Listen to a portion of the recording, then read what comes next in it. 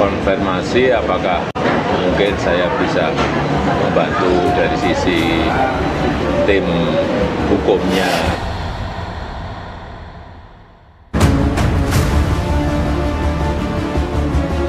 Karena saya tidak membimbing, tidak mengetahui, tidak ada prosesnya buat pembimbingnya itu Profesor Sumitro. Jadi kalau mengenai jasa sampai palsu itu saya tidak bisa sama sekali cerita.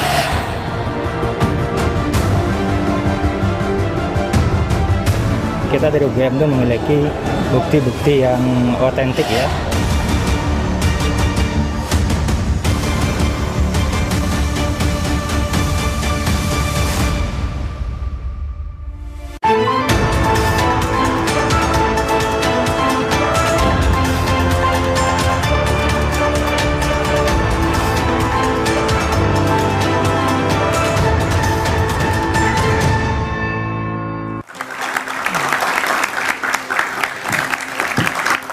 Halo, selamat malam saudara. Kisruh keaslian ijazah Presiden ke-7 Joko Widodo menggelinding jauh kemana-mana.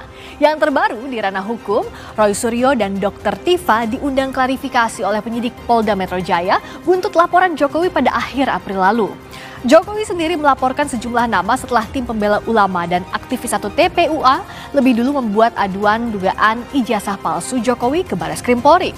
Selain itu juga ada mediasi di Pengadilan Negeri Solo yang buntu. Ada pula gugatan oleh seorang advokat terhadap UGM dan mantan dosen Jokowi, Kasmujo, yang dinilai tidak terbuka perihal ijazah Jokowi. Tak kalah riuh, isu ijazah Jokowi juga melebar ke ranah politik. Ramai-ramai tokoh nasional angkat bicara menggenapi gaduh yang tak kunjung henti. Dengan polemik yang terjadi, lalu dari mana sebaiknya benang kusut ijazah Jokowi ini diurai? Dan agar publik percaya, wewenang siapa membuktikan? Apakah kewenangan UGM sebagai alma mater Jokowi, kewenangan polisi yang bercabang karena ada beberapa laporan, atau pada pengadilan yang kemungkinan besar juga akan kebanjiran banyak perkara terkait ijazah Jokowi? Kita akan membahasnya bersama dengan sejumlah narasumber. Ada Roy Suryo, penuding ijazah palsu Jokowi. Selamat malam Mas Roy. Malam Mbak Friska, malam juga semua pemirsa. Ada Freddy Alex Damanik, Waketum Projo. Mas Freddy, hai, selamat malam. Selamat malam Mbak Friska. Hadir pula Arianto Sutadi, penasihat ahli Kapolri. Pak Arianto, selamat malam. Selamat malam. Dan juga bergabung lewat sambungan Zoom, Adi Sulistiono, mediator gugatan ijazah Jokowi, guru besar UNS. Selamat malam, Bapak Adi. Selamat malam Mbak Friska, selamat malam pemirsa. Selamat malam, kita juga kehadiran teman-teman mahasiswa dari Universitas Budi Luhur, Unika Atma Jaya, dan UPN Veteran Jakarta. Saudara, inilah Dua Arah. Saya Friska Clarissa. Di tengah gugatan dan gugatan balik terkait keaslian ijazahnya, Presiden ke-7 RI Joko Widodo menemui Kasmujo, mantan dosen UGM di kediamannya di Yogyakarta. Begitu datang saya terima kasih matur nuwun, saya ditilihi anak buah juru murid saya. Kalau saya dengan orang-orang bilang saya itu dosennya, saya gurunya. Jokowi mengaku ia menemui mantan dosennya untuk menawarkan bantuan hukum. Kasmujo bersama rektor, wakil rektor, hingga dekan Fakultas Kehutanan UGM digugat secara perdata ke PN Sleman karena UGM dinilai bungkam di tengah polemik keaslian ijazah Jokowi. Saya membaca beliau, Pak Insinyur Kasmujo, kemudian dekan Fakultas Kehutanan, rektor UGM digugat. Beliau ini kan sudah tua, sudah sepuh. Saya ke sana untuk mengkonfirmasi apakah mungkin saya bisa membantu dari sisi tim hukumnya.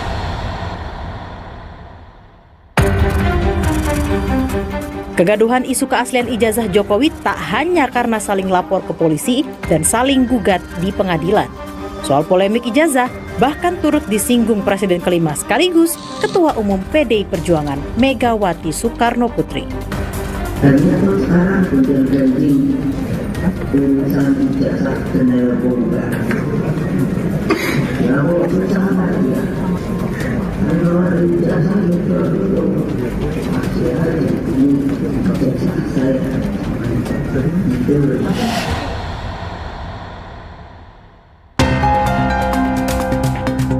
Komardin, advokat di Makassar yang menggugat UGM dan mantan dosen UGM, mengajukan gugatan dengan alasan jejak akademik Jokowi bisa dibuktikan di pengadilan. Semakin hari semakin panas, semakin hari. Nah, ini tentu berpengaruh kepada pendidikan kita. Kenapa bisa begini? Mungkin arsip jasanya kah? Atau skripsinya kah? Jadi termasuk jasanya itu kita minta dibuktikan di pengadilan.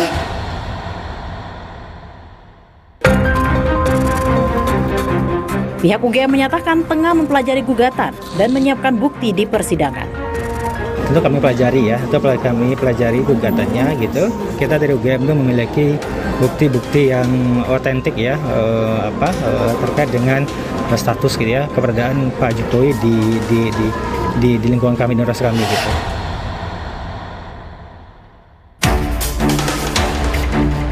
Di luar gugatan terhadap UGM dan mantan dosen Jokowi, proses hukum tengah berjalan di Pengadilan Negeri Solo, Barreskrim Polri, maupun Polda Metro Jaya. Di Pengadilan Negeri Solo, mediasi buntu karena pihak Jokowi sebagai tergugat menolak menunjukkan ijazah yang diminta penggugat. Sementara, pada hari Kamis, Roy Suryo dan Dr. Tifa telah dimintai klarifikasi di Polda Metro Jaya soal tuduhan ijazah palsu. Sedangkan pekan lalu, Jokowi telah mengutus sang adik ipar Wahyudi Andrianto untuk membawa ijazahnya ke Barreskrim Polri. Kedatangan adik Jokowi memenuhi panggilan penyidik terkait dugaan ijazah palsu yang dilaporkan tim pembela ulama dan aktivis. Setelah gaduh kemana-mana, timbul pertanyaan, pihak mana yang kredibel menjawab keaslian ijazah Jokowi?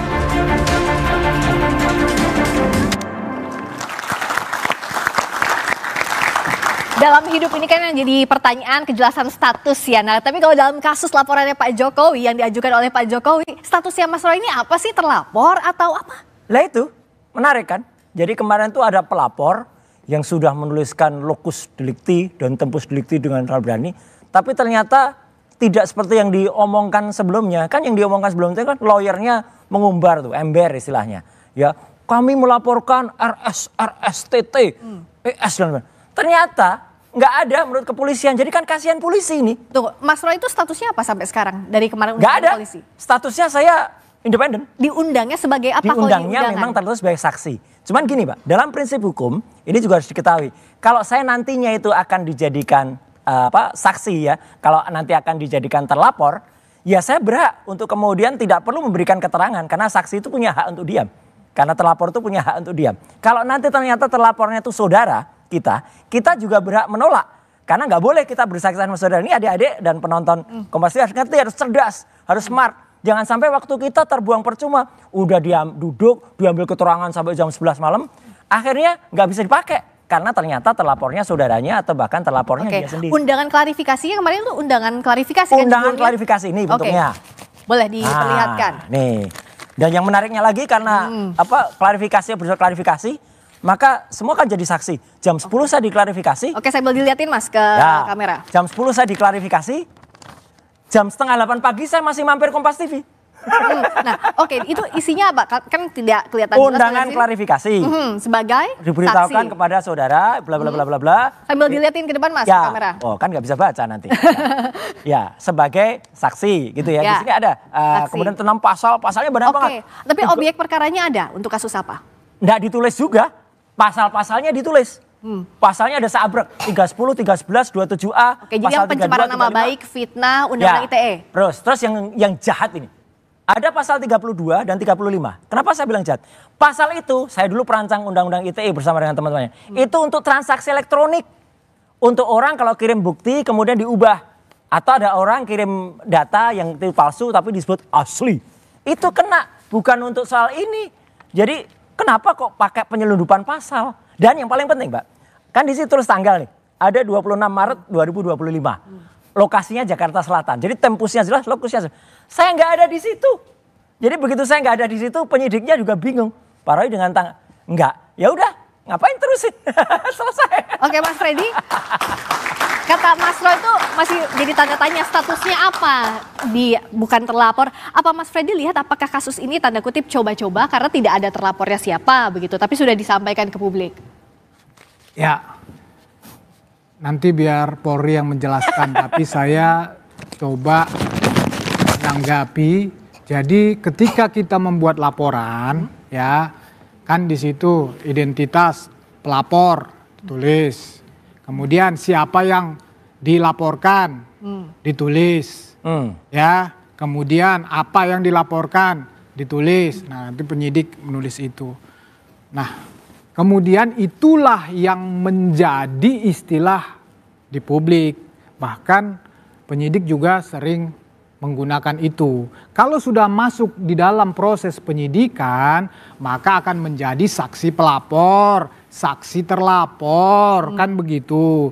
Nah, mungkin ini tadi saya belum lihat, tapi dari sepintas itu ini adalah undangan klarifikasi. Nanti Bapak bisa membantu menjelaskan undangan klarifikasi itu biasanya itu masih dalam tahap penyelidikan. Ya, nanti dicari keterangan, dikumpulkan keterangan-keterangan, bukti-bukti awal, apakah laporan atau yang dilaporkan ini memenuhi cukup bukti awal untuk sampai ke tahap penyidikan. Nanti biasanya di tahap penyidikan itu sudah ada tersangkanya. Jadi tidak ada yang salah kalau dari tidak ada Mas yang Freddy. salah, itu biasanya proses yang biasa di dalam proses penyelidikan di polisi. Demikian. Oke, dari Pak Arianto, kalau dari proses yang sekarang kan kemarin diundang klarifikasi Mas Roy, tidak ada nama terlapornya, secara hukum acara pidana apakah ini sesuai atau tidak? Maaf, saya tidak mau menjawab yang teknis ini ya. Tapi saya akan ingin melihat masalah ini, masalah besar, global. Ya. Bagi polisi ya, gonjang-ganjing, gaduh kayak gini ini ya. Itu sudah sehari-hari itu makanan kita itu. Siap. Polisi itu setiap hari menghadapi sengketa. Bukan sengketa perdata, tapi sengketa pidana. Kasus ini yang terjadi adalah sengketa pidana antara dua pihak. Yes. Yang satunya lagi menuduh sana pakai ijazah palsu dan yang dituduh enggak merasanya. Yang dituduh itu balik menuduh bahwa itu menebarkan berita bohong. Itulah yang terjadi sekarang ini. Dan di dalam dunia sengketa itu kalau masing-masing menganggap dirinya benar itu ya udah wajar udah. Dengan alasan yang panjang lebar silakan lah. Cuman sayangnya sekarang ini ya, ini kasus ini sangat buat news. Artinya apa? Gampang diviralkan dan ini bagus untuk makanan media ini. Nah Pak, tapi kan jadi edukasi juga gini. Kalau untuk tahapan penyelidikan seperti apa? Mencela dia. Saya hanya mengatakan kasus ini mudah viral. Kenapa? Melibatkan tokoh. Yang kedua ada indikasi ada yang ditutup-tutupi, ada yang nggak jujur. Nah itu pasti akan dikejar oleh Dan ketiga menimbulkan perdebatan yang berkepanjangan. Yang keempat menarik simpati dari masing-masing pihak itu punya simpati yang gede gitu. Nah ini sudah pasti buat news. Sayangnya yang selama ini penanganannya tidak kepada proses yang seharusnya. Apa itu? Menurut saya proses ini harus diselesaikan sengketa pidana itu harus dipakai proses pidana. Pidananya satu ya, ada dua nih pidananya. Ada dua pidana. Pidananya satu, orang menuduh ijazah palsu. Ya. Itu nanti akan kita cek nanti apakah ijazah itu betul apa tidak. Ya. Mana yang salah, mana yang benar. Yang satunya lagi itu berita bohong itu.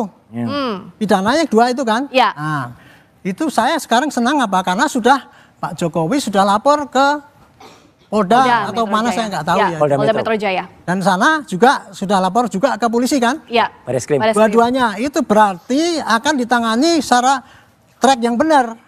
Gitu. Jadi saya optimis bahwa kasus ini kalau polisinya mau sigap cepet gitu ya dan jujur terbuka, ini akan pending kepada nanti di proses pengadilan dan disitulah nanti akan kelihatan siapa yang sebetulnya benar, siapa yang kemudian salah. Jadi kalau kata Pak Arianto ini sudah on the track begitu ya proses hukumnya. Endingnya belum saya kasih tahu ya kira-kira, tapi prosesnya nanti gitu. Jadi polisi sekarang tugasnya tinggal menyidik dua kasus ini. Ya, soal ijazah palsu sama tadi ya, pencemaran nama baik dengan cara yang sama. Imbang, adil caranya. Tepuk tangan itu sudah on the track. Tapi tadi pas Pak Arianto menjelaskan, nahnya itu apa? Nahnya itu inilah jenderal polisi yang tepat, bijak. Polisi saja tidak mau menjelaskan, kok tiba-tiba ada orang yang bukan polisi sudah mengatakan prosesnya begitu. Dapat dari mana pengetahuan itu? Mas Fred, kan coba gitu kan, Jenderal Polisi saja siap, Pak Aryan. Dan beliau penasihat ahli Kapolri tuh. Jadi sudah mengarahkan dengan polisi sudah on the track. Oke, Mas Fred, silakan. Yang saya sampaikan tadi sejalan dengan apa yang disampaikan beliau. Beliau menyatakan proses itu sudah benar kan? Sudah tepat kan? Jadi sejalan. Dia nggak komentar soal itu, Mas. Saya sepakat dengan beliau, proses yang sedang berjalan ini, proses hukum ini sudah tepat untuk menyelesaikan kasus ini. Ya, kami juga, Pak Jokowi juga mengambil upaya hukum ini sebagai langkah terakhir. Ya, setelah ya klarifikasi penjelasan yang dilakukannya, pengacaranya dari UGM, ya, dari teman-teman kuliahnya, teman-teman yang bareng wisuda, kemudian juga dari mantan anggota KPU juga sudah menjelaskan, tapi tetap saja ya Mas Roy dan kawan-kawan ini tidak percaya. Belum langkah terakhir. Dan tadi sebagai pembuka lead tadi berita itu bagus sekali, Mbak Friska. Terima kasih Kompas TV. Tadi kan ditunjukkan. Dan terus Jokowi datang ke tempatnya Pak Kasmujo. Dan apa jawaban Pak Kasmujo? Matur nuwun Pak Kasmujo. Beliau menjawab, jujur saja, orang itu sebaiknya kejujur. Dan beliau mengatakan, saya bukan dosen pembimbing skripsi Jokowi. Bukan juga saya dosen pembimbing akademiknya. Karena dulu Pak Kasmujo itu pada tahun 80 sampai 85 beliau masih asdos. Asdos tuh nggak berhak tanda tangan di situ. Jadi bohong semua soal Pak Kasmujo itu, apalagi nggak ada namanya di skripsi. Oke, dari awal proses dianggap tidak jujur. Ya, jadi kan tadi kan saya melanjutkan sedikit apa yang saya sampaikan. Jadi kan semua yang berhak menyatakan tentang ijazah palsu ini kan sudah melakukan penjelasan dan klarifikasi. Tetapi Mas Roy dan kawan-kawan ini kan terus saja memainkan isu atau menuduh ijazah palsu. Ini fakta, Mas, bukan isu, Mas. Oleh karena itu Pak Jokowi melaporkan. Kan itu dasarnya ya, merasa martabat dan kehormatannya diserang. Saya menanggapi yang tadi masalah Pak Kasmujo ini. Pak Kasmujo ini silahkan ya, Pak Kasmujo ini kan nggak berdiri sendiri. Ya, ini kan bagian dari UGM. Justru saya melihat justru kehadiran Pak Kasmujo ini di publik ini semakin memperkuat bahwa benar Pak Jokowi itu alumni UGM. Alumni itu bukan berarti lulus, Mas. Kehadiran Pak Kasmujo di situ tidak terlepas dari UGM. Gugatannya saja yang khususnya di Makassar itu menyertakan Pak Kasmujo karena Pak Kasmujo dianggap ya ada keterlibatannya di dalam dalam ijazahnya Pak Jokowi ini, di dalam hubungannya dengan Pak Jokowi ini hubungan dengan ijazah palsu. Soal ijazah palsu ini tidak hanya di pidana tapi ada juga perdata tadi yang menyinggung nama Pak Kasmujo. Bicara soal Pak Kasmujo yang sudah muncul juga dan didatangi oleh Pak Jokowi, sebenarnya seperti apa sih posisinya dalam kasus ini? Sesaat lagi di Dua Arah.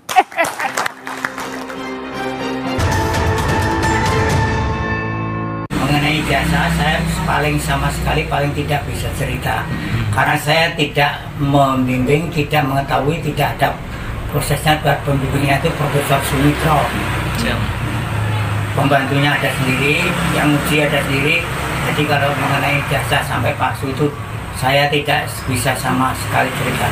Dosen pembimbing saya Bapak Kasmujo tadi beliau itu dulu waktu membimbing saya, seingat saya galak sekali. Bagaimana membaca pernyataannya Pak Kasmujo yang juga pada saat itu sudah pernah diperkenalkan juga oleh Pak Jokowi? Iya, dan memperkenalkannya salah lagi. Fakultas Kehutanan jurusan teknologi kayu. Teknologi kayu itu nggak pernah ada di Fakultas Kehutanan, gitu loh. Jadi salah lagi. Apa yang dibaca Mas Roy dari pernyataan yang dibaca Pak itu ya berarti waktu itu feedingnya salah. Feedingnya ke dia salah, dan kemudian kemarin mungkin dengan Pak Kasmujo mau diajak, ayo bantuin dong cerita ini. Alhamdulillah sekali lagi, Pak Kasmujo saya hormati betul, beliau jujur. Beliau mengatakan saya bukan dosen pembimbing skripsinya, juga bukan dosen pembimbing akademiknya, karena waktu itu beliau masih asdos. Seorang asdos, saya dulu pernah jadi asdos, asisten dosen. Ya, itu nggak boleh tanda tangan di KRS. Jadi kalau nggak boleh tanda di KRS ya berarti sama sekali nggak ngerti nih statusnya Jokowi ini apa waktu mahasiswa. Itu Mas Fred malah semakin diragukan dengan kemunculan Pak Kasmujo bersama Pak Jokowi. Ya enggak apa-apa, tapi saya melihat justru statementnya Pak Kasmujo itu justru menjelaskan. Menjelaskan apa? Bahwa Pak Jokowi itu benar alumni UGM, bahwa Pak Jokowi itu benar pernah menulis skripsi, ternyata kalau benar yang dikatakan beliau itu, ada Prof. Sumitro di situ. Kan tadi, kalau tadi Mas Roy mengakuin kejujuran kita anggap itu, statement itu benar, ya benar dong, ada ternyata pembimbing akademiknya.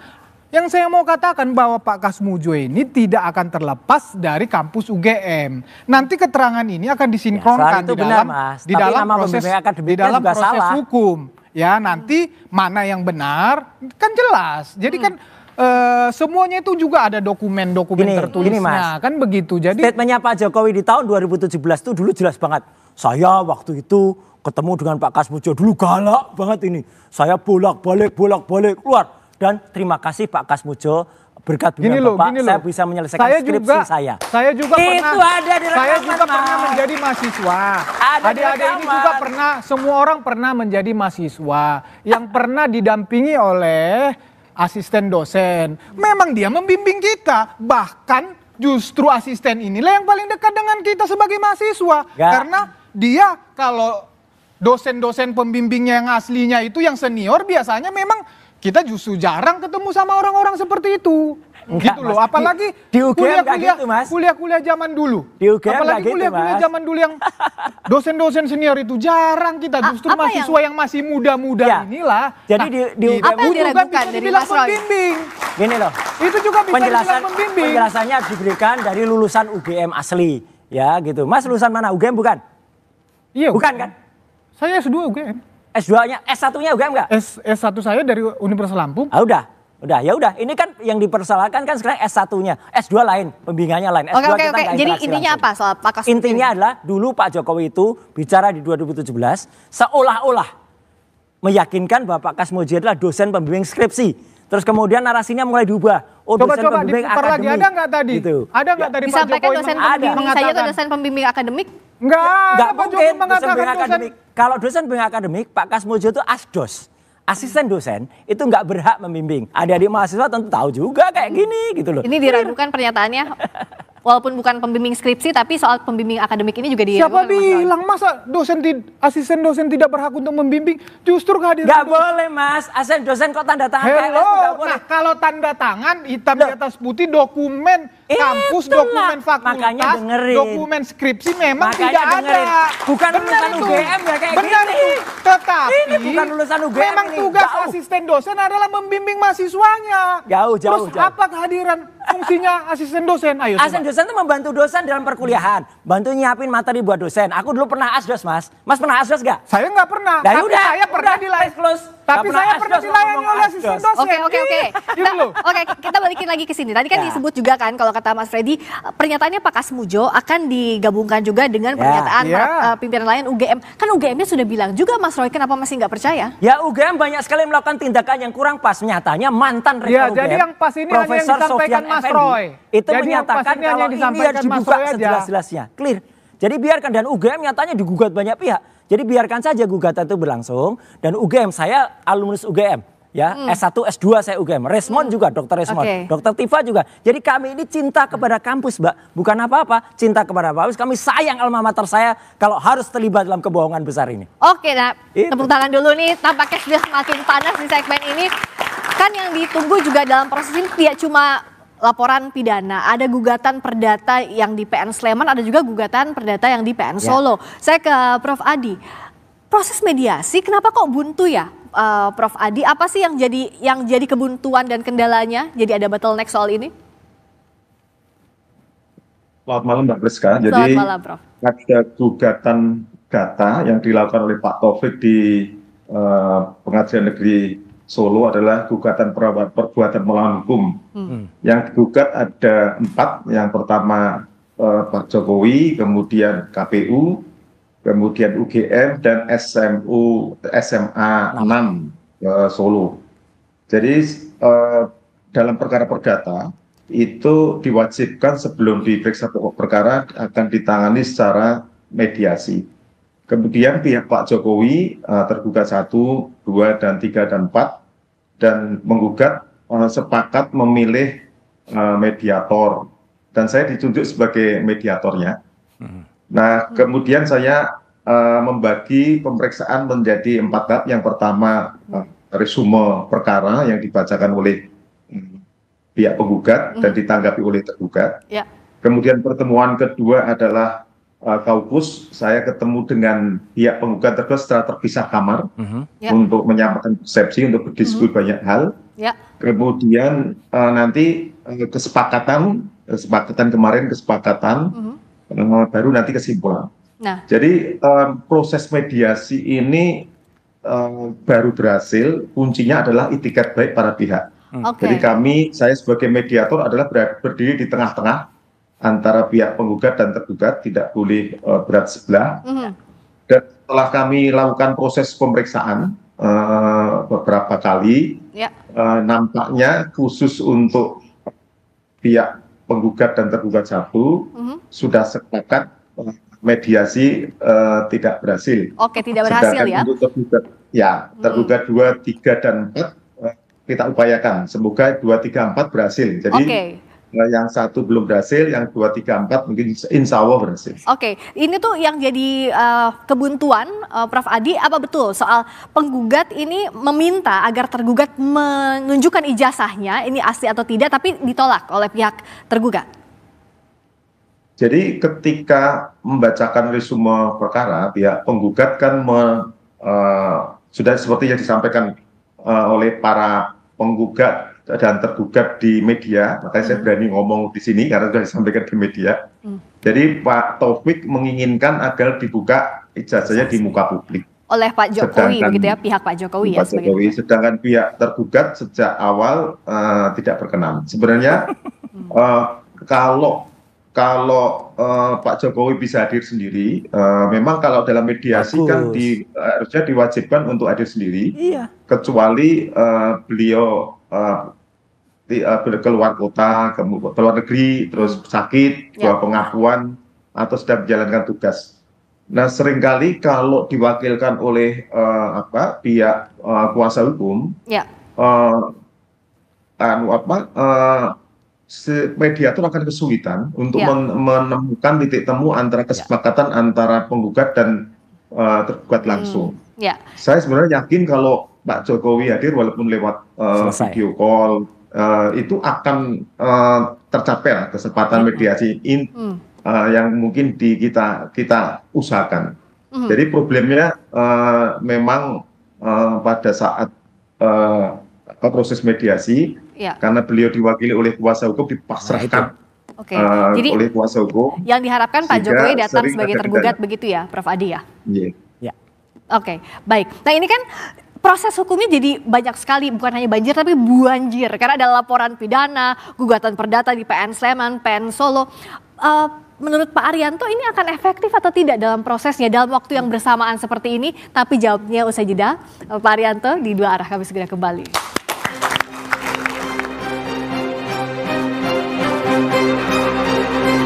Masih bersama kami di Dua Arah Pak Arianto, karena buanjir laporan pidana dan gugatan perdata. Sebenarnya mana yang harus didahulukan dalam prosesnya, meskipun benang merahnya kan ijazah tapi beda dimensinya pidana dan perdata? Itu tanggapan saya ya, itu tadi itu menunjukkan ya bahwa masyarakat kita itu sekarang menuntut keadilan. Tetapi tidak tahu caranya bagaimana untuk mencari keadilan itu. Makanya kemudian kan itu tadi contoh tadi.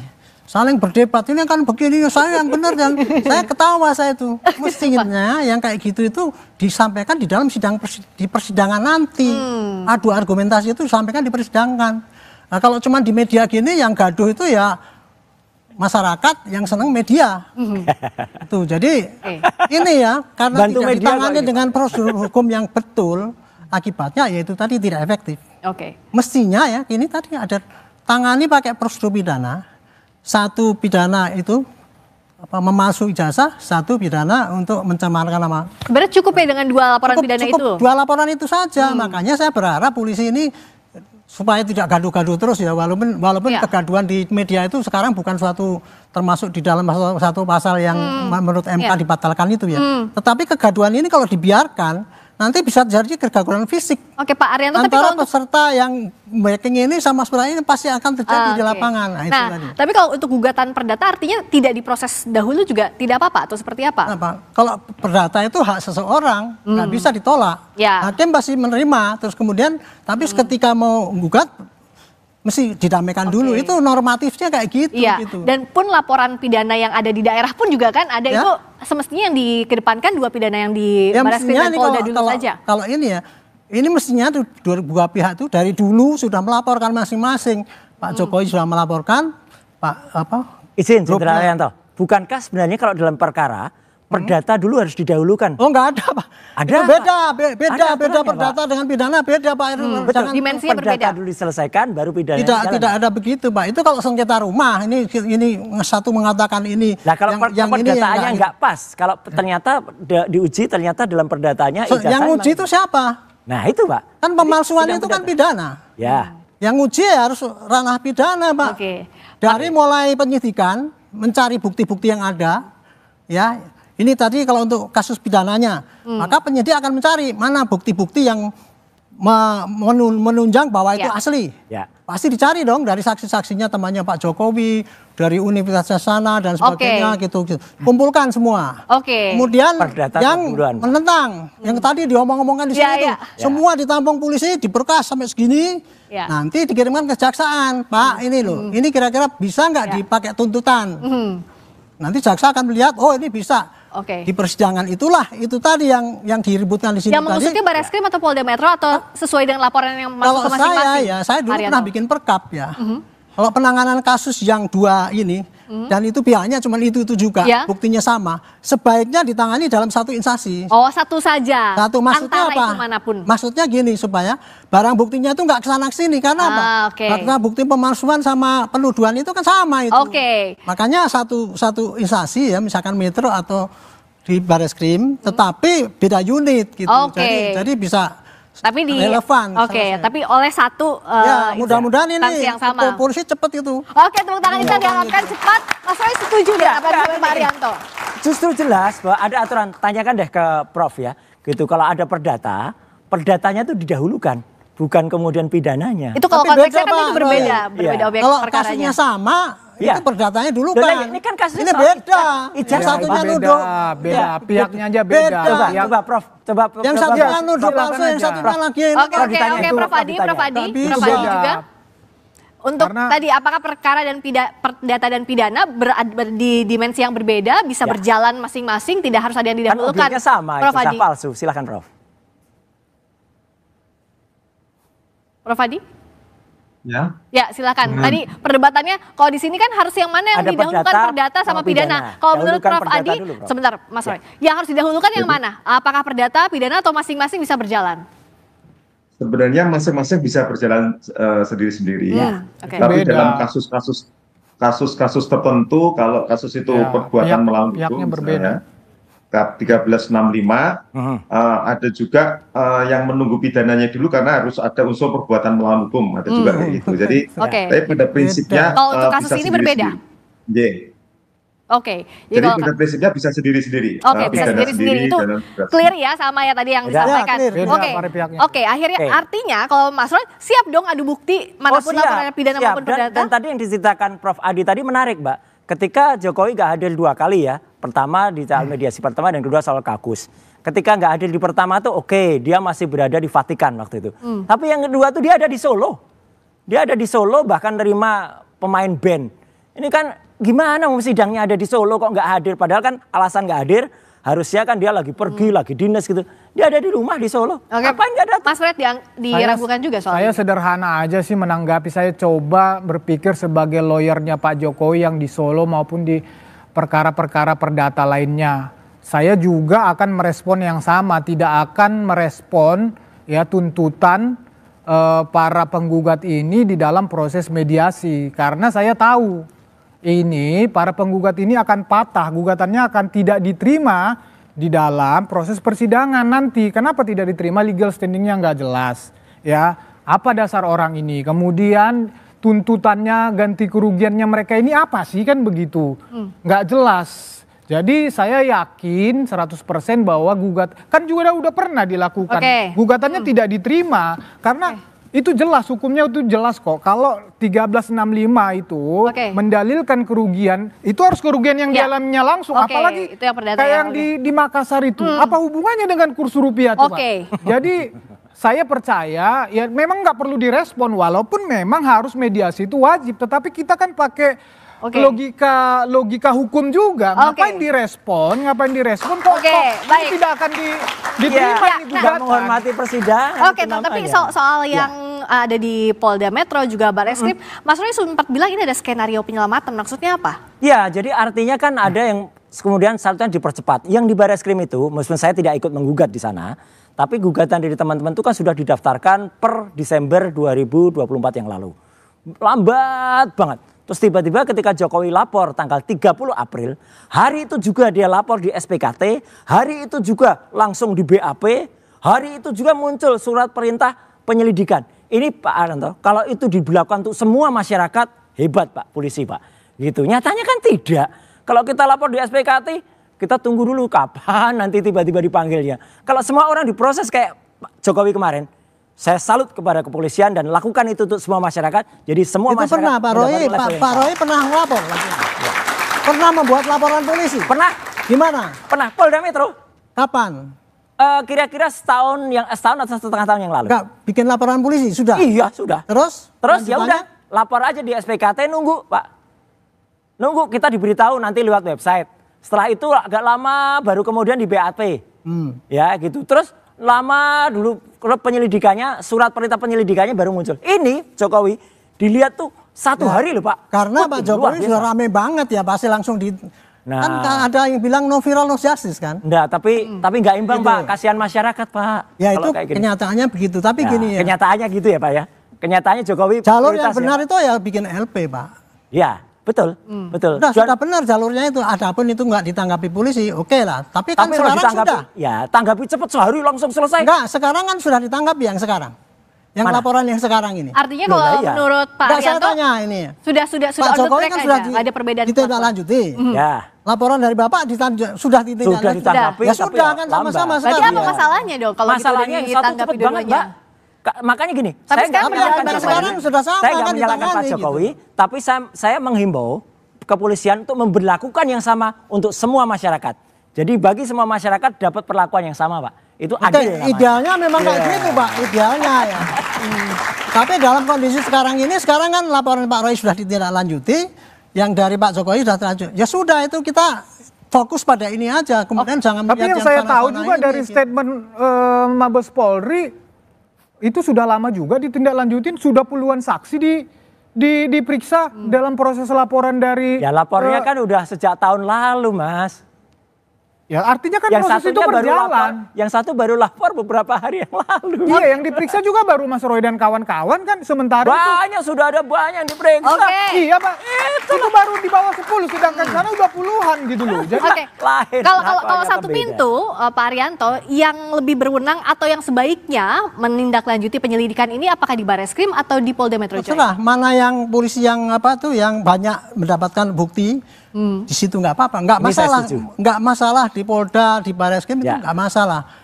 Polisi kan sama di mana-mana penyidik, tugasnya mencari barang bukti. Tetapi untuk kemudahan penyidikan itu, karena barang buktinya itu satu ini, nggak mungkin. Yang diuji laboratorium forensik juga ijazahnya itu saja. Kan ini ujiannya kan pada ijazah ini palsu apa tidak, cuman itu saja. Nanti begitu ini kebukti bahwa ini tidak palsu.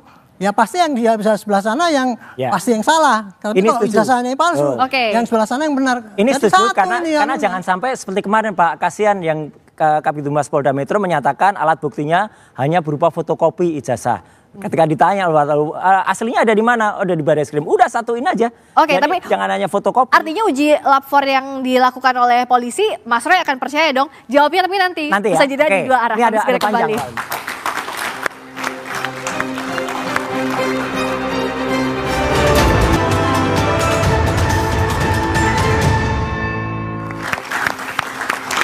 Karena 3 segmen tadi cukup panas, sudah kipas-kipas dulu narasumber saat iklan tadi. Sekarang kembali lagi ke Mas Roy. Jadi untuk uji forensik dari Polri harusnya setuju dong, percaya? karena mungkin kalau saya sebenarnya udah kontak dengan ahli digital forensik dari Amerika, Dr. Ismon udah kontak dengan Jepang, Dr. Tifa juga udah dapat. Intinya adalah mereka siap bantu, tapi memang ketika di Indonesia baru ada Lab 4 dari Polri, mungkin next kita harus punya pikiran ke depan. Oke, tapi kalau sekarang ke depan lapor, itu negara-negara seperti Amerika, Kanada, Virginia bahkan dia punya Virginia namanya adalah Virginia Department of Forensic Science. Bahkan Filipina pun udah pernah. Jadi nggak apa-apa kalau sekarang kita tunggu hasil dari Lab 4, kita hormati. Tetapi harus terbuka, ijazahnya ditunjukkan ke masyarakat dan setidaknya kita bisa lihat hasilnya detail Mbak, kayak kita uji lab. SGOT, SGPT berapa, gula darah berapa, jangan hanya hasilnya itu satu kalimat saja, ini asli atau ini tidak asli. Kalau hasil itu detail rinci, insya Allah kita hormati, tapi kalau hasil itu tampak mengada-ada ya jangan begitulah gitu hasil uji forensik. Oke, kalau dari Mas Freddy harusnya tunjukin aja ijazahnya. Iya, jadi begini ya. Ini kan sebelum masuk laporan polisi ini kan Mas Roy dan kawan-kawan ini kan selalu menantang laporkan saja. Waktu itu saya katakan di berbagai media juga, nah kan jangan nanti kalau sudah dilaporkan ngomong kriminalisasi, kemudian membangun narasi-narasi ya yang mendiskreditkan polisi, bahwa polisi tidak netral dan bla bla bla bla. Dan per hari ini dan kemarin-kemarin narasi itu dibangun. Jangan begitulah, biarkan penyidik seperti kata Pak Arianto tadi, biarkan penyidik bekerja. Hukum kita, penyidik kita mempunyai yurisdiksi sendiri, nggak usah bawa-bawa luar negeri, kan begitu. Percaya kepada polisi kita, ini sudah menjadi sorotan publik. Percaya penyidik itu, Mabes Polri itu, Polda itu tidak akan melakukan blunder. Ini zaman sekarang, zaman keterbukaan. Mas Roy dan kawan-kawan gampang menelanjangi apapun di Indonesia ini. Justru karena itu, ayo kita bangun narasi ya, kepercayaan kepada penyidik kita. Biarkan mereka bekerja. Biarkan, nggak usah membangun narasi-narasi yang menyerang penyidik kita. Nanti ini justru malah membangun ketika masuk proses hukum, tapi Mas Roy-nya percaya dengan penyidikan? Ya, penyelidikan yang berjalan. Adanya sekarang ini. Tapi bagaimana bisa membaikkan? Kalau tidak dikritisi tidak akan lebih. Dan saya hormat sekali, kalau nanti polisi kan juga semua berkembang dulu. Misalnya penyelidikan itu nggak pakai tahap-tahap. Sekarang sudah ada perkap dari Pak Arianto itu lebih bagus, lebih detail. Itu kita dukung. Yang lebih baik kan kita harus pakai. Di Virginia, di Filipina aja sudah mulai independen. Soal ijazah ini Mas Roy akan punya data pembanding atau tidak? Ya, kita punya data pembanding. Tapi, apa itu pakai apa? Ya nanti kita lihat pada saatnya. Masih rahasia karena data pembandingnya.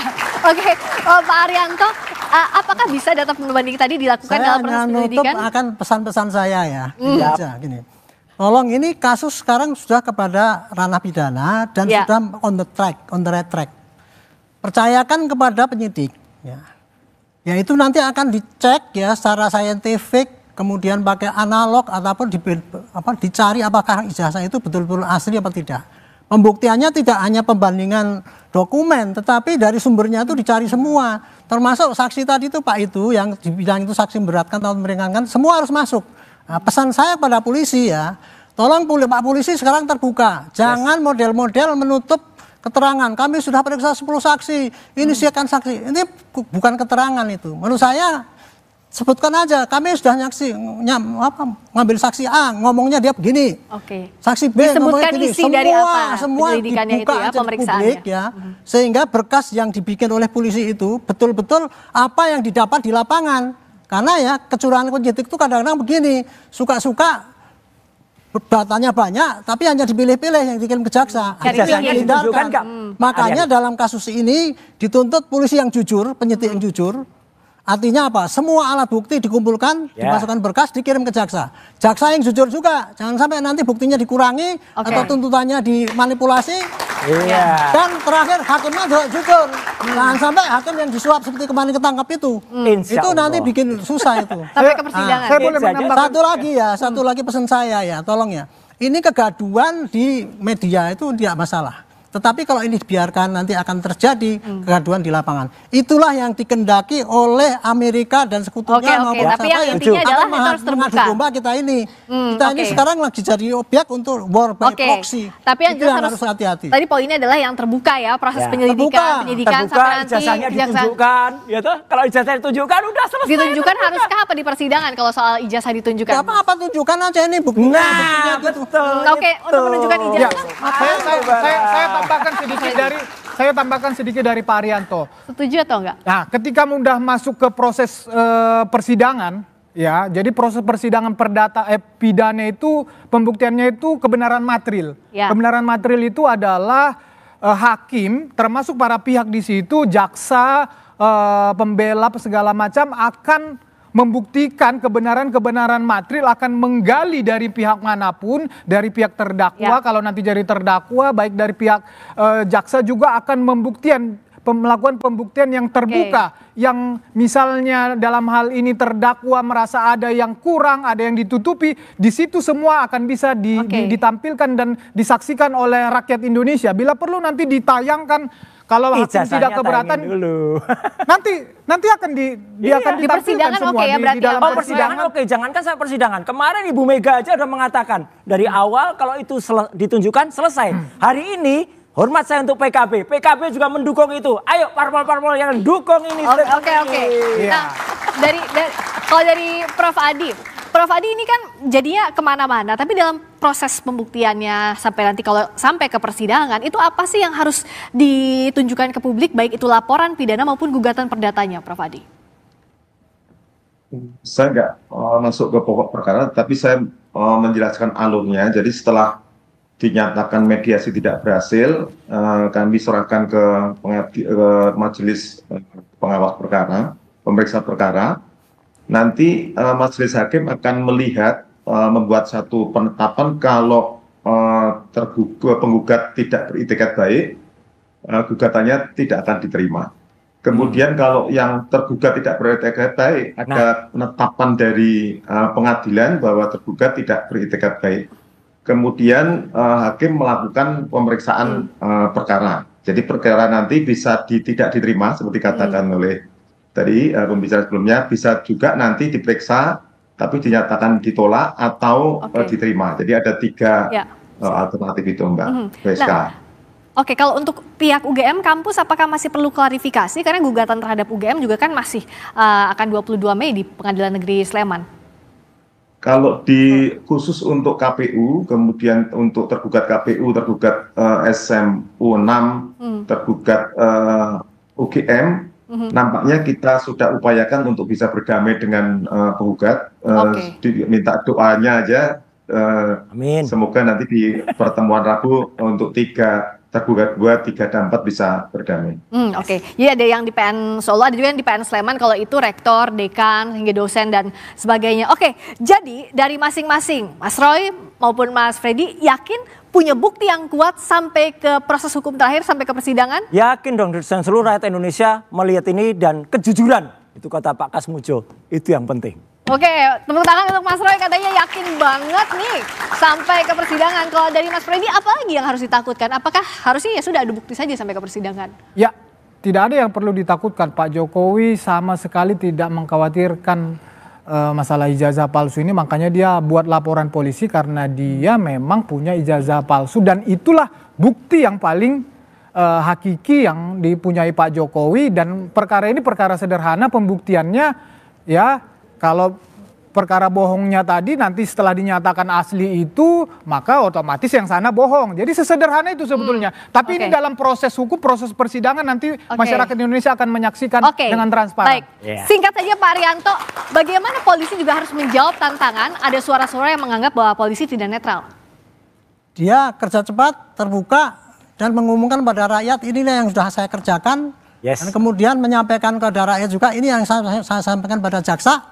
Dan jaksa juga terbuka juga, ini yang saya terima dari polisi, ini saya karang dan kemudian sampaikan pada hakim. Dan hakimnya sebelum bersidang dia sumpah bahwa dia juga tidak curang. Kerja cepat, objektif dan transparan. Terima kasih atas waktunya dan perspektif dalam perdebatan hari ini. Mas Roy, terima kasih Mas Freddy, terima kasih Pak Arianto, terima kasih Prof Adi. Dan demikian Dua Arah malam ini, saya Friska Clarissa pamit undur diri, sampai jumpa pekan depan. Terima kasih.